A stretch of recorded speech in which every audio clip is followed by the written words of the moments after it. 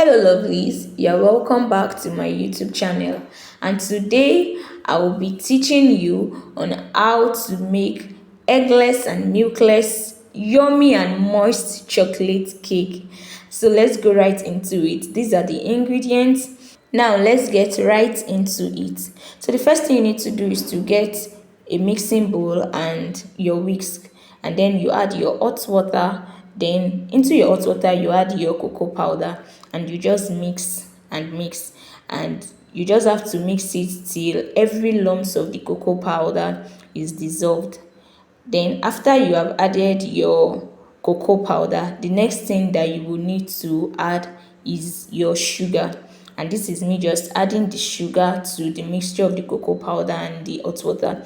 After adding your sugar, you mix thoroughly again so that your sugar can dissolve. After your sugar, the next thing that you need to add here is oil your oil. I'm using the normal cooking oil here, so I would just advise that you use a good quality oil. Don't just buy from the normal roadside. Use a good quality oil. After I used my oil, I am adding my flavor, and ensure to use a quality flavor that is going to take your chocolate cake to another level. The next thing after adding your chocolate flavor is me here just adding baking soda and baking powder to my flour. And if you notice, I am leveling the baking powder and baking soda. So I've added the baking soda. The next thing I'll be adding is to add my 1.5 teaspoon of baking powder. After I do that, I will just mix thoroughly before I sieve it into my batter after adding the other ingredients into my batter. So ensure to level your baking powder. It's not like you're just going to dip in the spoon and eat out. No, ensure you level it. Then I'm adding my salt now. I'm adding half teaspoon of salt, and it looks like I added 2 spoons. No, I did not have my half teaspoon handy, so I used 2/4 spoons to give me my half spoon. So yeah, teaspoon. So this is me just mixing everything thoroughly. And the next thing was that I added vinegar to my batter, to the mixture. So we'll be adding 2 teaspoons of white vinegar. You can also use your lemon vinegar, but I'm using white vinegar for this recipe.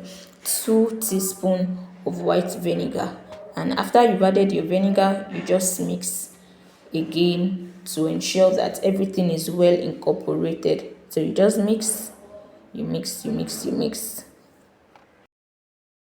So after you've added your vinegar, the next thing you want to add is to add your flour. And don't forget, we've already added our baking powder and our baking soda and salt to the flour. So we just add our flour and we mix thoroughly.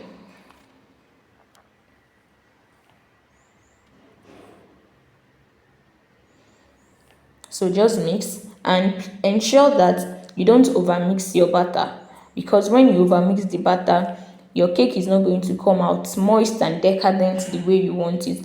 So the reason why you are mixing is to ensure that all the lumps dissolve. So once you see that the lumps have dissolved, it will be good for you to stop mixing at that time, and then you will use your scraper to finish mixing the batter. So don't over mix the batter, just use your whisk, and as soon as you see that everything is well dissolved, you take your scraper and just scrape everything together. And now I'm pouring it into my baking pan. This quantity of butter can bake 1 layer 6 inches cake, or a low 1 layer 7 inches cake. But here I use 2 mini foils and 2 rectangular foil, as you can see in this video. So this is me just portioning the butter into the pans, and I'm going to get them ready to go into the oven. So this is what it looks like. and then we will get ready to the oven. See you soon when it comes out of the oven. And voila, our cake is out of the oven, and you can see how yummy this looks already. Like, this looks so delicious, and I bet you that it did not just look delicious, the taste was heavenly. So let's just look at what it is like inside. Let's look at how yummy the cake is. I will open this one so you can see how yummy and how moist the cake is. Your cake is supposed to be yummy and moist. It's not supposed to be hard. So if you follow the recipe to the letter, you will see how yummy your cake will be. Can you see how easy it is for me to cut through? That means it was not hard. I want you to give this a trial and let me know what your result is like in the comment section.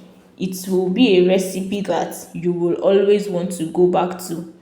If your customer does not want egg, or they don't want milk, they are vegan or vegetarian, just bake this chocolate cake recipe for them and you'll be glad you did. So see you in my next video. Thank you.